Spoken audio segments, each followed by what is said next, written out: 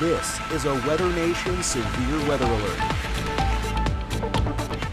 Thanks for keeping it here on WeatherNation. Our severe coverage of the flash flooding emergency in downtown Kansas City continues here on WeatherNation. I'm meteorologist Joel Barnes with meteorologist Nick Marianos. What you're looking at there, that is in the Prairie Village area near Kansas City, of the water there rushing over a bridge there. You need to be extremely careful. If you have to travel in and around Kansas City tonight, we recommend you don't.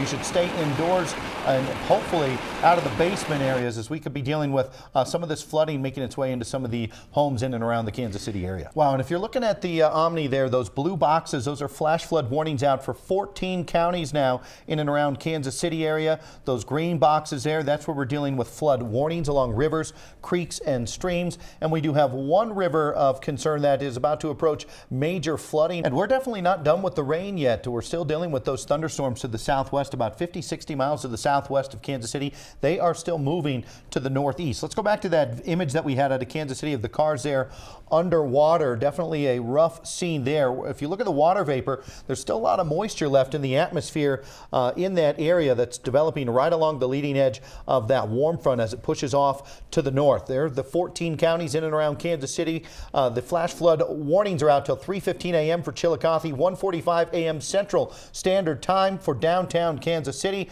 where we've seen some places reporting over 5 inches of rainfall in a couple-hour period. And yeah, if you just joined us, we actually had some tornado reports on the ground near Lathrop out there earlier. Here's over the last 6 hours, over 4 inches in downtown Kansas City. What's crazy is you go 20-30 miles to the northwest up to the airport, and they're only registering a quarter of an inch of rainfall. So it just shows you where we've seen the heaviest of that rainfall over the 24 hours. There's some of the heavier totals into eastern Kansas, western Missouri out there. And we are expecting these storms to continue to track to the northeast tonight out of Kansas City, but it's definitely not expected over the next hour. Unfortunately, a lot of scenes like this over the last few days in southern Missouri, and more rain coming in as we get into the day on Wednesday. And a flash flood watch has been issued for some areas there. Just can't take any more rain with saturated grounds and just up to an inch of rainfall. It's going to create some more flash flooding. Some places may get 3 to 4 coming on in as we get in the day on Wednesday. Thanks for checking us out here on WeatherNation. I'm meteorologist Joel Barnes. We'll talk a little bit about the flooding coming up during this segment, but let's focus in on right now where we're seeing some huge thunderstorms out there across portions of Oklahoma on our Viper radar. And we do have a severe thunderstorm watch out till 4 a.m. A couple of severe thunderstorm warnings for these cells, which are just to the north and east of Enid right now. Looks like these are producing, get this, up to golf ball or larger size hail as they work their way west to east, beginning to approach the I-35 corridor there. Looks like Ponca City, you could be in the direct path of these storms within about the next 45 minutes or so. So if you're to the east of these two cells, you need to stay weather aware. If you're in Oklahoma tonight, just plug your cell phone in. Make sure that your battery's charged so you do get any alerts. We're not expecting much for tornadoes out there tonight, but we are expecting large hail and damaging winds from these storms. Into the overnight hours, though, we do have this severe thunderstorm watch out till 4 a.m., maybe extended throughout the night out eastward, possibly southward even, but most of the nasty storms right now are again west of I-35 there in northern Oklahoma, Gage, Enid. So it looks like the Storm Prediction Center had this area picked perfectly about 12 hours ago, where they thought there would be storms developing tonight, and that's what we're seeing out there. These storms will continue to work eastward, and that's when we're looking at the flooding threat through northeastern Oklahoma, central southern Missouri, northern Arkansas, and central and southern Illinois there under that flash flood watch. A couple of counties already dealing with flash flood warnings, and there's going to be a lot more red dots filled in there as we get into the day tomorrow. Here's additional rainfall. If you're in the orange, 1 to 2 inches of rain, maybe up to 3 to 4 when you start to get into some of those maroons and the browns. Thanks a lot, guys. We're outside with Grill Master Richard Kerr from Longhorn Steakhouse. Richard, it looks like, or well, it smells like we got some really good stuff going on the grill. Richard's going to be with us to give you some do's and don'ts about what you do when you grill to keep your food juicy, how to season it up, as well as some of the tools to use. Let's start with seasoning there. What are some do's and don'ts with seasoning, Richard? All right, well, with seasoning, don't be bashful about your seasoning. At Longhorn Steakhouse, we boldly season all of our steaks. Now, while I can't tell you every seasoning that we have, I will tell you is go for the big 4. Black cracked pepper, kosher salt, onion powder, and garlic powder. And those are items that most people have just right up in their cabinet, ready to go. If they have a spice rack, they have it. Right on. Well, let's also then go into a little bit. A lot of people have some issues about which tools to use for certain steaks. Do you use the same tools for burgers, fillets, sirloins? Looks like we got some ribeyes here. Well, here's what I tell you. If you're grilling outside, you want to use tongs. Don't use a fork to flip your steaks, because if you do, then you're poking holes in it and the juice is just going to flow out. Just take your tongs and flip it over as you need. We talk about a quarter turn over and under. All right, so that way you get a nice even grill to it. Juices stay within the steak and the burgers. Yeah, keeping the juices in there, obviously an important thing. Now, a lot of people are confused when they cook a burger. Do they just flip it once, or do you flip it over multiple different times to try to lock that, sear those juices in? It really is about preference. You know, and again, if you like a nice well-done steak, you're going to flip it a couple times because you don't want it too charred on the outside. You just want to make sure that it gets done on the inside. But again, I don't suggest any more than 4 turns, a quarter each way. Just depends on how long between each turn. One more thing that people often look that you want to get these beautiful grill lines that you do here. You know, sometimes you want to try to get that crisscross pattern. Is there a secret to getting that on your steaks? Again, it's all about the turn. Just take it, flip it over, and you just want to do a quarter turn as you're flipping it. If you do that quarter turn, then you're going to get perfectly good grill marks on there. Well, that sounds good, but I'm about getting ready to eat some of this food here, so we're going to wrap this up. Right. Thanks a lot, Richard Kerr. And again, if you want to find out more, Longhorn Steakhouse is kicking off its summer grilling season with its 4th annual Grill Us Hotline. The restaurant certified grill masters will be available via phone and text on your Sunday, May 29th. It's upcoming Memorial Day weekend from 9 a.m. to 3 p.m. at 1-855-LH Grill, or you can text GRILL to 55702. Richard, thanks a lot for being here with us, and I'm looking forward to eating some of this. It smells great. Absolutely. This cell in and around the Davenport area, producing winds gusting up to probably 60 miles an hour. So we're looking at strong winds maybe coming into Quincy tonight, Peoria, as well as Springfield. So if you're, again, to the south of this line of storms, which includes most of this area, expect some pretty intense winds out there tonight, as well as some dangerous cloud-to-ground lightning and the possibility of maybe some small hail, but I really don't think hail is going to be a big issue with this. Can't rule out a spin-up, a possible tornado, but we're mostly looking at a straight-line wind event there as these storms track down to the south. Where do you go to from here? Just rebuild. We'll rebuild back.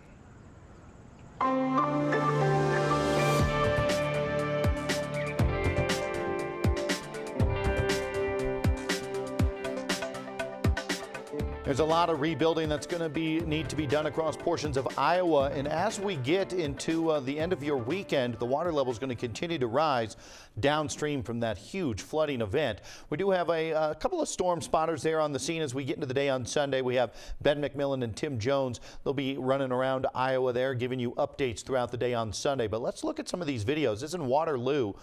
That does not look like a small river. That is a raging river rolling through Waterloo, which crested on Saturday night there. You can see the water pretty much up to some of the bridges there. And with nowhere to go, actually, if you see that blue pump, that's actually pumping some of the water out of some of the downtown businesses back into the river. Here's an aerial view from the Cedar Falls area in Iowa, just showing you how wide and swollen that river is and how it's pretty much running at the level there of those bridges going over that river. Tommy, thanks for sharing that photo. And here's one more. This is what all the folks are doing. A lot of the high school football games were canceled on Friday, and a lot of the high school kids as well as adults out and about filling up sandbags to try to control the river that is going to be rolling through Cedar Rapids here in the next few days. South of Des Moines, flash flooding. West of Kansas City, flash flooding. And unfortunately, this heavy rain could be coming back into the Cedar River. This is where it was at Waterloo. Crested a little bit earlier, a couple hours ago, and we are expecting it to go down there. But where it's going up, downstream, Cedar River at Cedar Rapids, expected to be in major flooding as we get into Sunday night. And Monday, Tuesday, it's dealing with major flooding maybe for 3 to 4 days. Cresting in Cedar Rapids, expected to happen Monday night into Tuesday. But a lot of folks in that community out and about getting sandbags, trying to divert the water into less populated areas. Plenty of flood reports on Friday and Saturday across portions of Iowa, and there's additional rainfall as we get into the overnight hours into Sunday. Our model hinting that the rain's going to kind of run out, lose some steam maybe before it gets over to Cedar Rapids. Hopefully that's the case. We'll see what happens there. A very long stretching summer near fall cold front brought showers and storms from Arkansas all the way up through New York. over the last couple of days. Where are the storms going as we get into your Sunday, as well as some snow showing up for some of us? You bet. That's all coming up now on Weather Nation.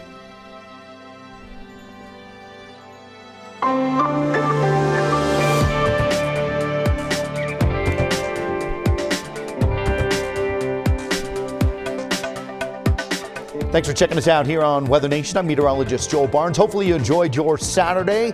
If you were across the Ohio, Tennessee River Valley and the Northeast, pretty good chance you were dealing with some storms at times on Saturday. This is Nashville, Tennessee, the Music City. Was dodging some showers and storms back on Saturday. Look at this. This is not fun when you're riding out to the baseball game. Look out for the blowing dirt here. You want to head to the dugout when this happens. Obviously, probably a short delay there in the ball game as those storms went racing on through. Here's another shot of downtown Nashville. If you haven't been there, what an awesome place. Look at downtown with the storms there in the background and the football field there for Tennessee Titans as we get into the upcoming Sunday, a full Sunday of NFL action. It's the storms as they rolled through Ohio. Ohio, one of the places that got hit the hardest back on Saturday. This Sandusky, the amusement park, sent folks scrambling as that nasty thunderstorm line went racing on through. Then Leachfield, Kentucky, also dealing with some strong storms. Bowling Green there also had a nasty shelf cloud go racing on through. Earlier on Saturday, Georgetown, Kentucky, also another victim of that line of storms. This is up in Massachusetts, actually, picking up some storms as well. So a huge line of storms out there. As we get in the day on Sunday, it looks like this cold front is going to track out to the Atlantic just in time for most of the football games. Should be beautiful weather, maybe dodging a storm or two for some tailgaters, maybe up in the extreme northeast. Monday, here's our threat. Get a closer look there from Kansas over through Missouri. That's where we'll be picking up some storm chances on Monday. But the northeast also was very warm on Saturday, setting some records there. Beautiful day in New Jersey, Long Island, New York. The heat index was over 100 at times in some areas in the Northeast. You know who's liking that? The sunflowers, loving the late extended summer. New York City there with the World Trade Center 1. Beautiful as we get ready for the anniversary of 9/11. Can you believe it's been 15 years? Did set some records there. Elkins, West Virginia, tied the record back in 1964. Breaking a record from 1964 was Morgantown, West Virginia, up to 93, 15 degrees above average. In Tampa, setting a record by 1 degree as well. How about a 90-degree mark? Wheeling, West Virginia, also tying a record. So it's pretty warm out there out east before this front showed up. Look at Saturday's highs. Detroit only hit 78, but Buffalo 88. So definitely see where that front was sitting as we got into the day there on Saturday. Sunday, though, how about dropping back down near normal? Boston 82, New York 85, Philadelphia and Washington, D.C. both expected to be into the mid-80s. Here's a look at your Sunday high temps. Billings 78, Bismarck 83. But it's going to stay warm out east the next few days, folks. But look at this huge chunk of the center of the country going to be dealing with some cold weather there over the next 6 to 10 days. Some of the coolest weather we've seen in months coming in. Why? Well, you have high pressure sitting to the north there, pulling in that cold air, dropping it down from Canada. It's going to get awful chilly in and around the north. How about temperatures 39 in Jackson for your low Monday morning and Tuesday morning? Look at all the 30s. We're going to get some snow, folks. It's coming in. How about Montana highs? 30 in Missoula. 32 degrees there in Glasgow. And as we get into the day on Monday, you'll struggle to even reach the 50s in Montana. We're that time of the year, folks. This time of the year, we're still dealing with, though, yeah, you guessed it, we still have some tropical concerns out there but it's pretty normal for late September. We'll still pick our, for the middle of September. We still have 3 areas of concern for some tropical storm development. Let's start with the most likely to become a named storm. This may become a named storm for Sunday. That big cluster out there, 90% chance for the next 2 to 5 days becoming a named storm as it will track just to the east of Puerto Rico, to the east of the Greater Antilles. 10% chance for that cluster north of Puerto Rico, and a 20% chance for that area there between Tampa and Havana of becoming tropical. So 3 storms that we have to keep an eye on there, possibly becoming Ian, maybe even a Julia, and can't rule out a Carl over the next week as well. Orlean, the next one online for the Eastern Pacific. Here's a look at the possibility of Orlean. How about a 90% chance with this cluster here starting to show some signs of tropical storm development there. That cluster about a 90% chance as it tracks to the west of Baja California Peninsula there. Keep it here on Weather Nation, folks. We got a whole bunch more coming up on severe. We got fall, we got snow, we got football, we got it all. Well, it's been a long night already for the folks near the Big Bend of Florida. Monica, it is going to continue to be an issue out there, at least for the next 4 or 5 hours. I think until the sun comes up, and then maybe start to see these showers working out of Florida. Yeah, I think it'll be interesting. Many people asleep for this. If you were able to fall asleep during this, I'm sure the wind kept many people up. But a lot of people are going to wake up tomorrow or even step outside, and it's going to be Well, it's today totally already. different. It's 3 o'clock in the morning out there. I know we're not used to working so late, but when weather like this happens, you got to. And now a lot of people having trouble sleeping because the power's out, and that's a little scary. Hopefully you got your candles going. Check out this scene. This is some power lines there that are hung up. You can actually see the power lines there. That's I believe a transformer there. We actually had a lot of transformers blowing up, but I've never seen one kind of stuck in the air like that. That's not good. Yeah, really scary, I'm sure, for people who got that video. And then how about this? John Van Pelt, we've had our field correspondents out there really giving us ground truth, and he was dealing with the worst of it. We're talking 80-mile-per-hour winds. Yeah, no doubt there were winds gusting up to 80 miles an hour when that hurricane came along shore there. An hour or so before it officially came on shore, the National Hurricane Center said winds were gusting up to 100 miles an hour there. So John, he was a trooper out there. He stuck with us for about 4 or 5 hours. He's probably going to have an ear infection, not feel real good the next day, but he's a tough guy. And watch this line of the 10-inch rain growing closer and closer to Tampa. So these very heavy rain showers going to continue to work through the Tampa area. We may end up with 10 to 20 inches of rainfall in some isolated areas. Look at some of the rainfall rates. This is astonishing out there. Let's take the latest image. Those purple areas that you see there, this is the rainfall rate. How many inches of rain we're actually seeing per hour. Anytime you get up to 1 to 2 inches of rain per hour, that's a ridiculous amount. But when you're talking 4 inches of rain in just an hour, 3.5 there. This is some of the heaviest rain imaginable, folks, and it is coming in for the Tampa, Clearwater, St. Pete area. I think the further north you go, it's going to be a little worse, like Newport Richey there. St. George, you are going to be hit with some nasty possibility of some flash flooding. And Monica, those flash flood watches go all the way up the East Coast, across the Carolinas as well, into the day on Friday. We called the Storm Prediction Center, the National Weather Service. Our meteorologist behind the scene confirmed that 117-mile-an-hour wind. It'll be interesting to see if they do deem that as a tornado wind, but right now it's deemed as a straight-lined wind event from a thunderstorm. That is a heck of a wind gust. We're going to try to check out and see if they have some damage there at the airport in Meade as well, where it registered 117-mile-an-hour wind gust there.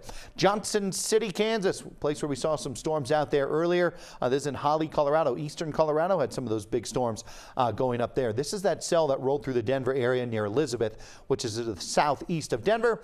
That's that storm rolling on through there, did produce up near golf ball size hail. This was actually taken right near WeatherNation studios here in Centennial, Colorado. There's some of the hail reports. Arapahoe County, that's baseball size hail, folks, 2.75 inches. Sheridan Lake, Colorado, around 2 inches in diameter. Unbelievable. Lubbock, some storms off to your northwest that we're keeping an eye on. Eventually may make their way through Lubbock. 91 degrees though right now. You can see that area of concern just exploding there across to western Kansas, and that low pressure system working across Montana may be an issue out there tonight, again, especially for you folks in the Billings area. Here's our severe thunderstorm watch. No longer includes anywhere in Kansas, western Oklahoma, and northern Texas. That's out till 1 a.m. Central Standard Time. Those storms may work through Amarillo, Lubbock, Wichita Falls, and maybe Oklahoma City as we get into the early morning hours on Saturday. Here's our other area of concern working across Montana tonight. Billings, Miles City, Lewistown. Look out for some storms going racing on through.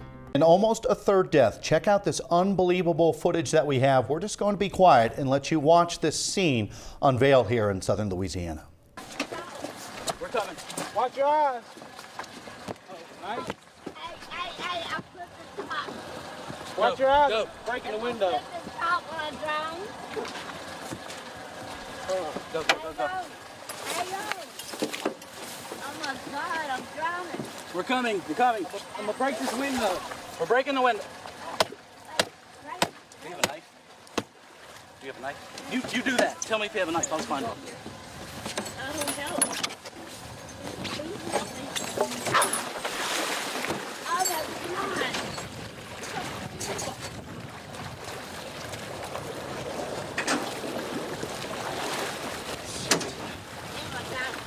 Get my dog. Her dog. Get my dog. Get my dog down. I'll go down. I can't get the dog. Zach. Here. Oh. I can't get the dog. Zach. Here's it. Maybe she's gone. No, she better not be. I've been having her. I got your dog. Oh.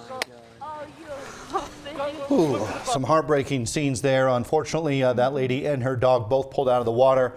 Thank goodness those people were there. Thank goodness for all the rescuers down in Louisiana. We're going to bring in now John Van Pelt, who's on the scene down there. John, let's waste no time. Who are you with down there, and what's the latest? But let's focus in on the couple of the areas getting hit the hardest tonight. Right across Texas, a stationary front is producing some very heavy rainfall between San Antonio tonight through Houston up through Shreveport.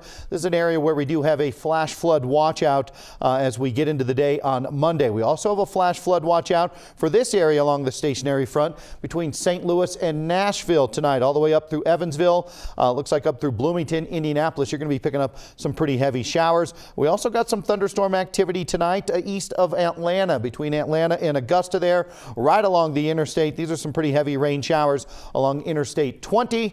And we actually had a severe thunderstorm watch out earlier for the northeast this weekend. And as far as this evening, saw some pretty nasty storms roll through Philadelphia. We had a severe thunderstorm warning roll through Baltimore, but things along the northeast beginning to calm down. Whether or not tonight is still into South Dakota, have a severe thunderstorm watch out till 1 a.m. A couple of strong thunderstorms. One rolled through Rapid City again. Looks like it is beginning to track to the east of Rapid City. Cactus Flats, another storm coming your way. That'll be your second round of severe weather out there tonight. And just east of the capital of South Dakota, Pier along the Missouri River. A couple of strong thunderstorms there. A couple of these communities that need to be concerned. If you do see your community in those boxes there, you need to head indoors immediately. Large hail and gusty winds heading your way. Check out this scene out of Youngsville, Louisiana. This is where we were dealing with some of the flooding out there on Friday. The rain started Thursday night, continued Friday, Saturday. Did lighten up a little bit on our Sunday, but it was pretty heavy in New Iberia on Sunday at times. So it wasn't all bad. We did the people that weren't able to watch the Olympics because of the flooding. Well, it looks like Joe here went out and did his own Olympic impression there in the flood waters. Amite City, one of the places hit the hardest, the Amite River, record crest over 5 feet higher than it was back in 1983 when we had the horrific flooding there. Don't forget about the pets, folks. We had an awesome video we showed you throughout the weekend. If you haven't seen it, check it out on our Facebook. If you're an animal lover, you will love that video. The end, I won't spoil it for you. And if you're an animal lover, you probably don't love these animals. Some people do love the ants, but not many people. That's actually a group of fire ants. That's what they do to stay dry. They clump together, probably thousands and thousands of ants there, and they take turns, I guess, some of them drier than others. This was the scene Friday night in Kansas City, Missouri. A flash flood emergency was issued for over 5 inches of rainfall in a couple-hour period. Where's all the rain going, and what's the latest in Kansas City? All the answers you're looking for coming up now on Weather Nation.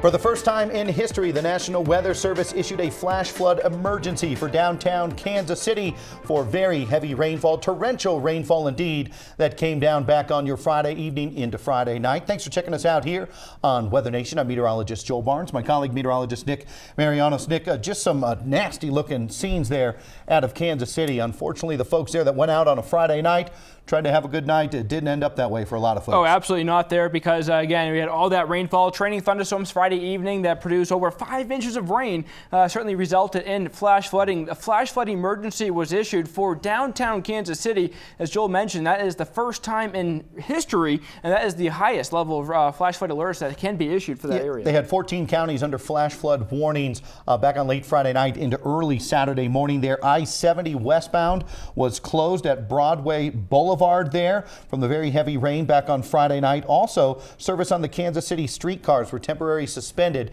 back on Friday night into early Saturday morning from the heavy rain. And also Friday evening, we had reports from KCTV reported the former city council member Paul Danaher was from the Northland rescued from high water, which goes to show that even officials can become victims to such events like this. Yes, Nick, and all this water's eventually got to go somewhere, and a lot of it's going into the Fishing River near Mosby, which is expected to be at major flood levels into early Saturday morning there. Not expected to be up to the record, which is 33.8 feet, but again, up to around 30 feet is the forecast for that river there from the National Weather Service. And also, these rivers are near the Kansas City metro area, full of pavement, full of concrete there, so that water can't go through the concrete, has to run off. You're dealing with significant runoff, so that's why we're expecting to see significant increases in nearby rivers. So we go from the flash flood situation to river flooding, not just the Fishing River, but also the Crooked River.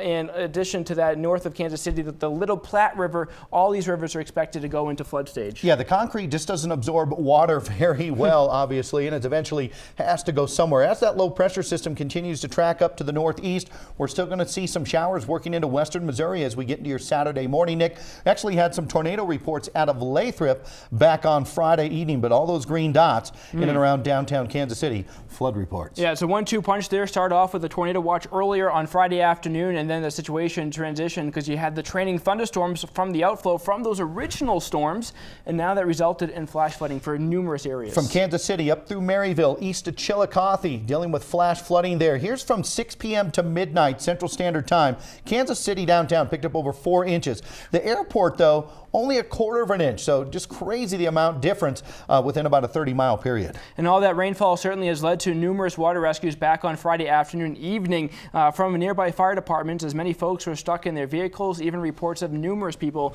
rescued from the roofs of their vehicles. Through Friday, completely through Friday, it was 4.5 inches, but we did have some reports of 5.5 inches in a couple-hour period there in and around downtown Kansas City. All those showers expected to track through Iowa into portions of Wisconsin, Chicago, central Illinois. You may get hit with some of these storms as we get into the day on Saturday. There's our risk for severe weather. No more severe threat for Kansas City, although we still may see some rain plaguing that area into early Saturday morning. Nick, Kansas City, not the only place to deal with some nasty storms as we got into the day on Friday. Look at Friday night, the scene near Austin, Texas, there of some lightning coming down. It's a spooky scene there, explosive atmosphere across portions of Texas as well. Behind me in Tennessee, we also had some pretty heavy rainfall come down in and around the Memphis area.